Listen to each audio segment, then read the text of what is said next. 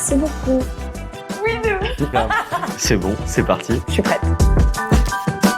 Fairtrotter, c'est une agence de voyage bas carbone. Nous, on va faire des voyages qui sont sans avion. Et par contre, on va s'amuser avec toutes les mobilités douces qu'on peut trouver. Du voilier, du vélo, du van électrique. On sélectionne aussi des hébergements, nos activités aussi, pour qu'elles aient un ancrage local fort et qu'on rende disponible sur notre site internet. Pour toi, ça veut dire quoi avoir un impact? Avoir un impact, pour moi, ça peut avoir, je dirais, 3 sens différents. Il y a avoir un impact sur le monde. Ça peut prendre la forme d'un projet entrepreneurial, mais pas que. En tout cas, ça, avoir un impact sur le monde. Donc un impact environnemental, un impact social, un impact sociétal. Ça peut être aussi avoir un impact sur soi, se réaligner avec ses valeurs. C'est aussi avoir un impact sur les autres. Ça va être par exemple penser à sa gouvernance, penser au bien-être des personnes qui nous entourent et être dans la bienveillance. Donc je le vois un peu sous ces 3 prismes-là et c'est ce que, en l'occurrence, j'essaye de faire. Depuis que tu es entrepreneur, la chose qui t'a le plus surpris, ça peut être une situation, une remarque, une rencontre? Je dirais que finalement, c'est le fait d'être devenue entrepreneuse. Je vais m'expliquer. Il faut savoir que moi, j'ai une maman en grandissant qui a toujours été